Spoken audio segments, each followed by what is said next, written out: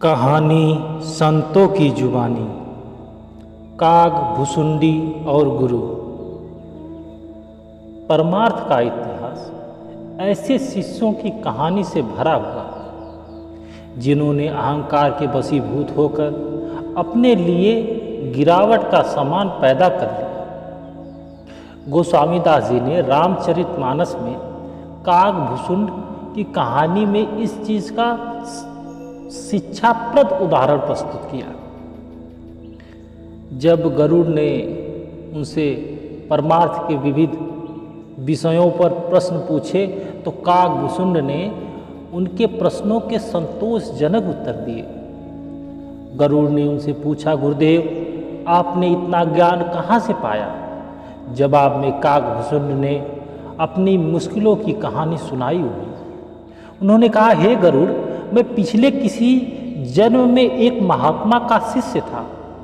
मेरे गुरुदेव ने अपार दया मेहर कर मुझे आंतरिक ज्ञान की दीक्षा प्रदान की थी। मैंने भी लगन से उसकी कमाई की।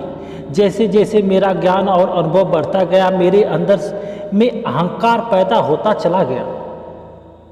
मैं गुरु से भी ईर्ष्या करने लगा था, उनसे भी जलन की भावना रखने लगा था।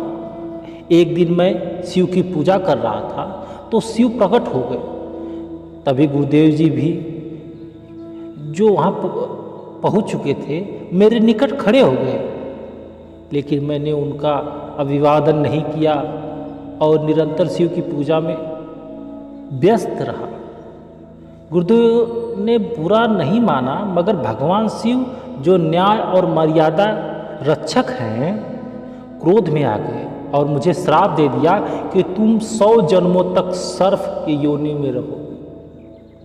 तभी गुरुदेव ने आकर आगे बढ़कर भगवान शिव से प्रार्थना की कि बच्चे हैं, गलती कर रहे हैं, इनकी गलती को क्षमा कर दीजिए आप। लेकिन शिव जी नहीं माने। कहने लगे, यदि मैं ही नियम विधान की रक्षा नहीं करूँगा तो कौन करेगा? मैं सभी त्रुटियों और विकारों को क्षमा कर सकता हूँ, लेकिन जो शिष्य अपने गुरु की अवहेलना करे, उनसे ईर्ष्या रखे, मैं उनसे कभी क्षमा नहीं कर सकता। अतः मैं श्राप देता हूँ। इस तरह उनका श्राप बना रहा मुझ पर। सतगुरु शिष्य की खातिर भारी से भारी मुश्किलों को अपने सिर पर ले लेते हैं। लोगों से बुरा भला भी सुन लेते हैं। अपने शिष्य को बचाने के लिए कड़ी से कड़ी यातना झेल लेते हैं।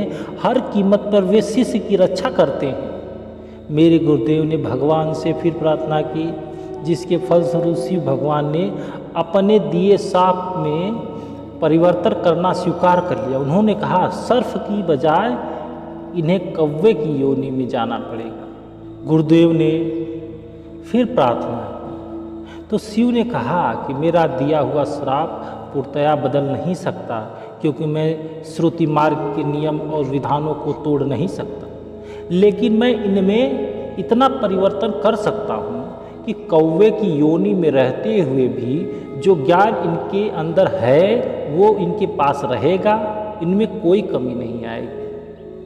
शिष्य को कितना भी अंतरी अनुभव प्राप्त हो जाए, कितना भी वो ज्ञानी हो जाए, उसे अहंकार के वशीभूत होकर गुरु की बराबरी नहीं करनी चाहिए। हम अहंकार के वशीभूत होकर न सिर्फ लोगों से अपनी असलियत छिपाते हैं, वरन गुरु से भी कपट करते हैं, उनको भी अंधेरे में रखते हैं। झूठ बोलना हमारे दैनिक कार्य व्यवहार का हिस्सा बन जाता है। अगर हम परमार्थ पथ पर तरक्की करना चाहते हैं तो सच को धारण करें, सच बोलें और अहंकार से बचें। जय गुरुदेव।